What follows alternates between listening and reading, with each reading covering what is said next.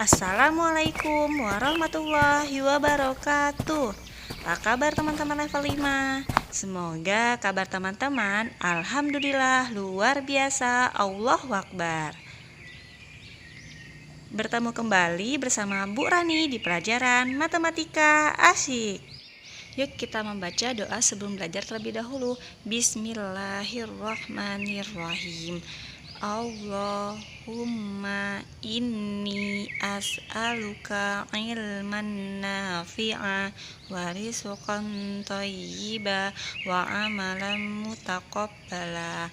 Ya Allah, aku memohon padamu ilmu yang bermanfaat, rezeki yang baik, dan amalan yang diterima. Nah, saatnya sekarang kita membuat kesepakatan belajar ya teman-teman. Nah, silakan teman-teman simak. Kesepakatan belajar yang pertama adalah niat ikhlas belajar karena Allah Subhanahu wa Ta'ala. Yang kedua, fokus menyimak video pembelajaran. Yang ketiga, catat informasi penting.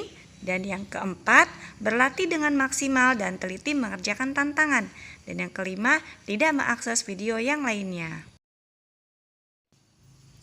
Nah, ada 3 satuan di sekitar kita yang sudah kita pelajari teman-teman. Ada satuan panjang, satuan waktu, dan satuan volume. Nah, apa saja contoh penggunaan satuan waktu, panjang, dan satuan volume yang bisa kita temukan di sekitar kita teman-teman? Nah, kali ini temanya Bu Rani ambil yaitu bulan Ramadan. Jadi simak dulu ya teman-teman. Bang, mau tanya nih, kan sekarang bulan Masehinya bulan apa? April sekarang. Bulan April, berarti bulan Hijriahnya bulan apa? Tahun Hijriahnya? Ini Ustaz bertanya atau Tanya bang, gantian lah masa abang aja nanya. sekarang April berarti bulan Sya'ban. Sekarang kan tanggal 30 April ya. Bukan 30 Sya'ban sekarang. 30 Syakban. Habis Syakban bulan apa bang? Ramadan. Berarti besok kita puasa. Menurut Ustaz. Kan Ramadan berarti kita Puasa kita puasa. besok. Nah, untuk contoh yang kedua, Bu Rani akan bacakan beritanya ya teman-teman. Secara umum, tubuh manusia membutuhkan asupan air setidaknya 2 liter sehari atau setara dengan 8 gelas air putih. Sebab 80% tubuh manusia terdiri dari air. Maka dari itu, kurang asupan cairan bisa berdampak pada kondisi tubuh. Salah satunya memicu dehidrasi alias kekurangan cairan. Namun, bagaimana cara untuk menjaga asupan cairan tubuh saat berpuasa? Seperti diketahui, puasa berarti tidak makan maupun minum selama lebih dari 12 jam. Padahal tubuh tetap beraktivitas dan membutuhkan asupan cairan. Lantas, bagaimana cara menjaga asupan cairan tubuh selama berpuasa? Ternyata tidak sulit. Kamu bisa coba menerapkan aturan minum air 2-4-2, yaitu pembagian waktu minum air putih selama puasa. Teman-teman, karena sudah mendapatkan konsep konversi satuan panjang, waktu, dan volume, sekarang yuk kita belajar menyelesaikan soal cerita. Ada 4 poin yang diperlukan ketika menyelesaikan soal cerita. Pertama, mengetahui informasi. Yang kedua, mengetahui pertanyaan dari soal tersebut. Yang ketiga, membuat cara penyelesaiannya. Dan yang keempat, membuat kesimpulan.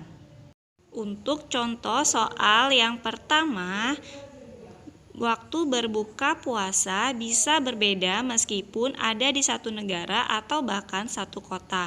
Karena puasa Ramadan bagi umat muslim dimulai dari waktu matahari terbit sampai waktu matahari terbenam teman-teman.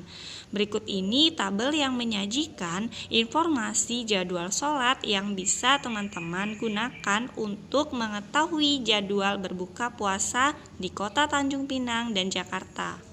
Yang di sebelah kiri teman-teman tabel untuk yang Jakarta dan di sebelah kanan adalah untuk kota Tanjung Pinang.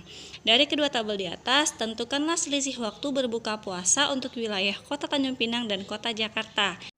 Langkah yang pertama, teman-teman cari informasi yang diketahui. Meskipun di tabel tidak dituliskan waktu berbuka puasa, tapi teman-teman tahu ya bahwasannya kita berbuka puasa itu adalah panduannya dari masuknya azan sholat maghrib. Nah, jadi diketahui waktu berbuka puasa yaitu sholat maghrib di Tanjung Pinang pada tanggal 18 April bertepatan dengan 6 Ramadan adalah pukul 18:08. Sedangkan untuk daerah Jakarta adalah pukul 17:52. Langkah selanjutnya, teman-teman menuliskan yang ditanya, berapakah selisih waktu berbuka puasa atau waktu sholat maghrib untuk wilayah Tanjung Pinang dan Jakarta? Nah, langkah selanjutnya, teman-teman tuliskan cara penyelesaiannya. Terutama menuliskan kalimat matematika terlebih dahulu, karena selisih berarti tanda kurang ya teman-teman ya. Jadi selisih dari jam 18:08 dengan 17:52. Caranya seperti ini teman-teman, bisa menggunakan cara bersusun ke bawah ya. Nah, teman-teman tuliskan 18:08 dikurangi 17:52. Kemudian teman-teman lakukan operasi hitungnya ya. Jadi 8 itu menyatakan menit, 08 itu menyatakan menit. Kemudian 52 juga menyatakan menitnya. Berarti 8 menit dikurang 52 menit kan tidak bisa teman-teman. Berarti teman-teman harus minjam ke jam yang ada di depannya, yaitu yang 18. Berarti 18-nya dikurang 1 menjadi 17. Berarti karena minjamnya 1 jam, terus kemudian 1 jamnya adalah 60 menit. Berarti 60 ditambah dengan 8. Di 68 dikurangi 52 adalah 16 menit. Jadi selisihnya adalah 16 menit. Tahap yang terakhir adalah kesimpulan. Jadi selisih waktu berbuka puasa atau sholat maghrib untuk wilayah Tanjung Pinang dan Jakarta adalah 16 menit. Contoh soal yang kedua, Kinza semangat untuk mencukupi kebutuhan cairan pada tubuhnya saat berpuasa. Untuk mengkonsumsi air putih saja, Kinza akan minum sebanyak 2 liter per hari. Nah, jika saat sahur Kinza minum air putih sebanyak 400 ml, berapa mililiterkah air putih yang harus Kinza minum saat berbuka hingga sebelum tidur? Nah, kita akan lanjut untuk membuat informasi yang diketahuinya. Dalam satu hari, Kinza minum 2 liter air putih. Kinza minum air putih saat sahur sebanyak 200 ml.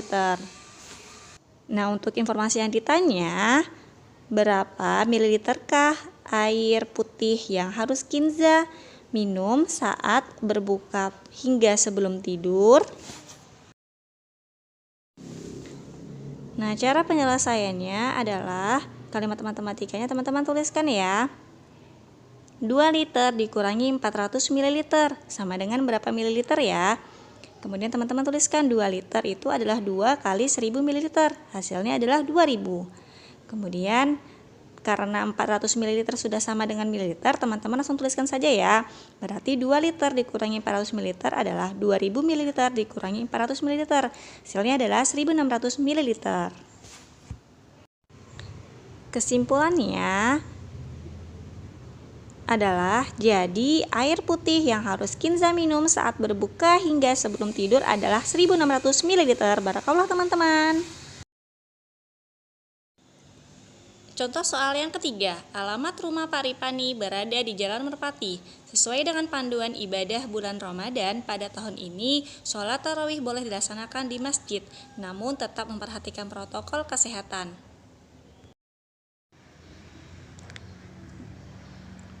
Dari tabel di atas memuat informasi beberapa masjid, surau atau musola yang letaknya di sekitar Jalan Merpati.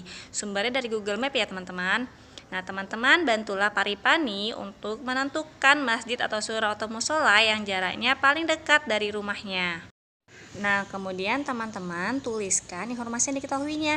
Jarak beberapa masjid, surau atau musola dari rumah Pak Ripani yang berada di Jalan Merpati adalah Surau Darul Hasan 3 km, Masjid Nurul Haq 700 meter, dan Masjid Al-Muhajirin 4,6 km.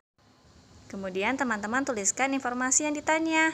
Bantulah Pak Ripani untuk menentukan masjid atau surau musola yang jaraknya paling dekat dari rumahnya.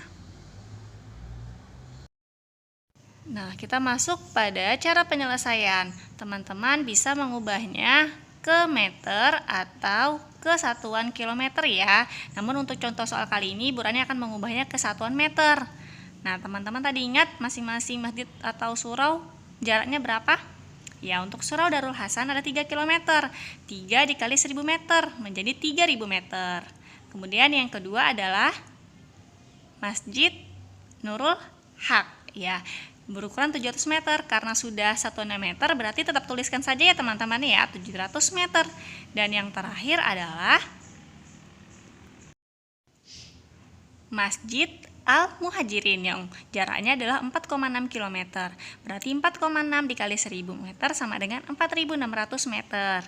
Nah, dari hasil yang sudah diubah ke satuan meter, teman-teman bisa mengurutkan ya. Nah, mengurutkannya bisa dari yang terdekat, jarak yang terdekat, karena sudah sama-sama satuannya meter. Nah, teman-teman sudah tahu yang mana yang terdekat? Barakallah teman-teman. Teman-teman sudah bisa menyimpulkan nih. Nah, jadi kesimpulannya adalah masjid atau surau atau musola yang jaraknya paling dekat dari rumah Pak Ripani adalah Masjid An-Nur dengan jarak 700 meter. Barakallah teman-teman. Oke teman-teman, alhamdulillah video pembelajaran pendamping Home Fund Project ini sudah selesai. Nah, harapan Bu Rani teman-teman bisa mengambil hikmah dan pelajarannya teman-teman ya. Nah, selain teman-teman dapat informasi mengenai soal cerita dan cara penyelesaiannya tentang konversi satuan panjang, waktu, dan volume, teman-teman juga bisa mengambil pelajaran atau juga bisa menambah keimanan teman-teman ya terkait tema pembelajaran kita pada hari ini, yaitu berkaitan dengan bulan Ramadan. Semangat puasa ya teman-teman. Nah, jangan lupa untuk mengerjakan Home Fund Project aktivitas 19. Dan teman-teman juga bisa mengisi waktu dengan kegiatan dan amal ibadah yang bermanfaat. Tetap jaga kesehatan, ingat tadi ya, minum air putih yang cukup. Kemudian teman-teman, jika tarawihnya di masjid atau surau atau musola, ingat tetap perhatikan protokol kesehatan. Barakallahu fikum, sampai ketemu lagi di pembelajaran berikutnya. Wassalamualaikum warahmatullahi wabarakatuh.